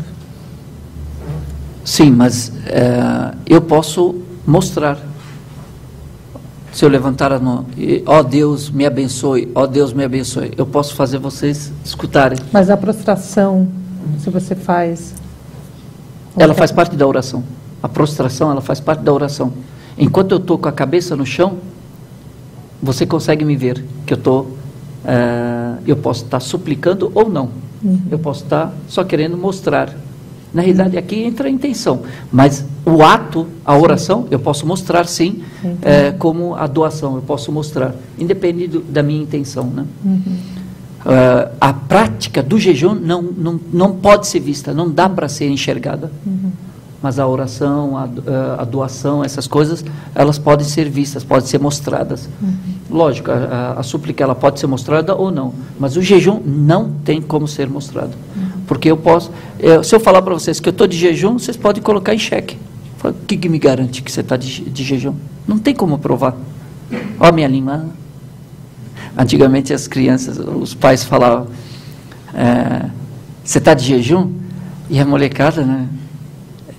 A gente vai treinando. Eu comecei a jejuar com 7 anos, né? Mas complicado. Mostra a língua. Porque a gente acreditava que se mostrasse a língua, os pais conseguiam identificar se está de jejum ou não, né? Eu queria fazer um apontamento sobre os pilares, um pouco do ponto de vista antropológico, como a gente vem trabalhando, né? Que a gente, às vezes, como é que a gente entende? O Cher falou bem essa coisa do social, né? De que a religião é uma religião social que estabelece regras. Na semana passada até alguém me escreveu perguntando sobre o livro do Moz, né, o ensaio sobre a dádiva. Eu acho que não só sobre o Moz, né, que pensa nas trocas, na reciprocidade, aquilo que você dá, aquilo que você recebe, né, que estabelece essas questões. Mas, se a gente for notar, tem uma coisa do tempo e do espaço, que são categorias antropológicas, né, são categorias do entendimento, desde o tempo do Emile Durkheim, a gente fala quais são as categorias sociológicas para a gente compreender determinada sociedade. Então, tempo e espaço na antropologia são duas categorias muito importantes. Então, a gente tem o calendário islâmico, né, que é o calendário lunar, que vai demarcar, por exemplo, o Cher acho que não disse, mas, por exemplo, o Hajj acontece no mês do Hajj. Né? Então, você tem o jejum no mês do Ramadã, né? Que é o 9º mês do calendário lunar. Então, se a gente for fazer uma análise, a gente sempre tem que ter em mente a questão do tempo, né? E a questão do espaço. Quer dizer, porque tudo está... Ele explicou bem a questão de porque tudo está voltado para Meca, no caso, está voltado para Kaaba, né? Que é o centro, né? É o coração da religião, né? É onde a religião, de certa forma, pulsa, né? Quer dizer, todo muçulmano sonha e deseja fazer o Hajj. Então, se a gente pensar, qualquer religião, você tem uma crença, você tem uma determinação, que é o pilar 1 de qualquer religião, que alguém que é de Umbanda, de Candomblé, acredita em determinadas coisas, alguém que é cristão acredita em determinadas coisas. Então, assim, a crença o que você acredita que vai modificar. Né? Então, a primeira coisa que a gente vai pensar do sentido religioso, naquilo que você acredita. Quando você acredita, como é que você estabelece? Quer dizer, nós vamos à missa de domingo, o outro tem o sábado, o muçulmano tem a sexta-feira, né? Que tem a Salajuma, que é a oração principal, onde você faz a oração em comunidade, que é obrigatória aos homens. Novamente, você tem a questão do tempo e você tem a questão do espaço, né? A questão do zakat ou da sadaqa, que é a doação comum, quer dizer, você está atribuindo uma relação de valor para as coisas, não só o valor que tem o dinheiro, mas para quem que é aquele dinheiro, para quem que você está retribuindo, né? E isso no cotidiano islâmico, né? Eu lembro de uma ida minha à Turquia, que eu comprei uma caixa de bombom para uma família que ia me receber, eu comprei para as crianças, sabia que tinha criança, tive o cuidado de, quando eu saí do congresso, comprei uma caixa que não tinha álcool, fiquei procurando bombom que não tinha álcool, que não tinha nenhuma substância que fosse que não fosse boa, né, que não fosse adequada, e levei a caixa de bombom. A pessoa ficou feliz, né, pegou a caixa e guardou. E no momento seguinte, assim, algumas horas depois, me convidou para ir à casa de uma outra pessoa e levou a caixa de bombom que eu tinha acabado de dar. E deu a essa outra pessoa essa caixa de bombom. E eu fiquei pensando, bom, ela não gosta de bombom, bombom faz mal, eu fiz uma compra errada. E aí, quando ela entregou a caixa de bombom, ela disse, olha, foi a Franci, foi a professora que trouxe para você. Ela fez questão de dizer que aquela caixa que eu não tinha trazido para aquela moça que tinha acabado de ter neném, né, era uma visita para uma moça que tinha acabado de ter neném, eu não trouxe para ela, eu trouxe para os filhos dela, né? Mas ela fez questão de pegar aquilo que era meu, de certa forma, para dar. E eu fiquei muito tempo pensando sobre isso, sobre o ensaio da dádiva, né? O que você dá para o outro? Você dá para o outro aquilo que é do outro, né? Aquilo que você acabou de receber do outro. Então, como é que ela podia me colocar dentro daquele grupo, daquela sociedade, que eu tivesse um determinado valor? Dizendo que aquele presente era meu. E era meu. De certa forma, ela estava correta. Aquela caixa de bombom foi comprada por mim. Então, isso são nuances que você vai aprendendo dentro da comunidade muçulmana, seja essa comunidade no Brasil, seja na Turquia, no Marrocos. Quer dizer, existe uma regra estabelecida de dar, receber e retribuir, que é estabelecido, que, assim, que é natural. Não é uma coisa que é forçada, vira algo que seja natural. E aí, o jejum, obviamente, isso fortalece, porque na quebra do jejum, que é o iftar, quanto mais quebra de jejum você oferece para o seu irmão, né, para as pessoas da sua comunidade, ou para as pessoas que não são da comunidade, eu lembro, durante a minha pesquisa de mestrado e de doutorado, que várias famílias muçulmanas me ligavam e diziam, Franci, venha quebrar o jejum hoje comigo. Eu não fazia jejum, e aí eu tinha que fazer jejum, porque era o mínimo que eu podia fazer, já que eu ia receber uma quebra de jejum. Como assim eu vou para uma quebra de jejum tendo comido o dia todo? Então, obviamente, eu acabava intencionando aquele momento, né, aquela experiência antropológica, para fazer sentido aquela quebra de jejum, já que eu estava recebendo uma coisa, é o dar, receber e retribuir. Então, a gente faz um pouco disso em campo, né, porque isso vai experienciando o que a gente está querendo passar e o que a gente está querendo aprender. A peregrinação, que é um tema que eu tenho investigado agora, que tem me interessado muito, é um tema clássico da antropologia. Victor Turner, né, assim, grandes teóricos da religião já trabalharam com a questão da peregrinação. Vários profetas. Peregrinar é uma coisa das pessoas que querem entrar em contato, não só com o seu próprio self, com o seu próprio eu, mas com algo que é muito maior a ele. Então, o peregrino sempre busca um sentido. Então, esse ato de peregrinar é um ato de reconquista. Se a Kaaba é o coração, é o centro, a gente pode dizer também que a Kaaba é o útero, né? O Sher acabou de dizendo, a pessoa que faz o Hajj intenciona fazê-lo de uma maneira correta, melhor e tudo mais, quando ele sai como se ele tivesse acabado de nascer. Então, a gente pode pensá-la como coração, mas também como útero, né? Porque a gente acaba de nascer, né? Quer dizer, é aonde pulsa de verdade o que a gente pensa como hayat, como a própria vida, né? Como a força vital. Então, só para vocês entenderem um pouco como é que a gente pega todos esses elementos islâmicos e a gente vai fatiando, né, em camadas para a gente pensar antropologicamente. Quer dizer, faz sentido pensar a religião antropologicamente, socialmente, e tentar ver por que faz isso, não aquilo. Por exemplo, a questão da oração. Nesses 16 anos de pesquisa, várias vezes eu estava em casas de famílias, entrevistando ou participando de alguma reunião, alguma coisa, as pessoas, ou a mulher, ou o homem, quem estivesse me atendendo, falou assim, olha, Francis, espera um pouquinho, eu vou rezar e já volto. Então, assim, não é uma coisa que... É lógico que ele está me dizendo, porque ele está me pedindo licença para se retirar e fazer a oração dele. Mas isso é comum, né? Isso é uma coisa que a gente... Quem é pesquisador de campo sabe que isso é uma coisa... É um hábito, né? Isso faz parte do cotidiano, não é uma coisa só prescritiva, né? É uma coisa que é feita, né? Para aquelas pessoas que estão na comunidade islâmica, né? Para aquelas pessoas que, de fato, estão nessa experiência religiosa. Então, param para fazer as orações. Então, porque geralmente você vai entrevistar pessoas às 3 da tarde, deu 3h35, é a hora da oração, né? A oração da tarde. Então, você vai aprender a conviver com esses intervalos, com esses espaços, né? Agora a gente passa para a segunda parte. Vai ter intervalo? Você vai fazer? Não, você que sabe. Não, você que sabe. Hoje você manda. Eu deixo você mandar hoje.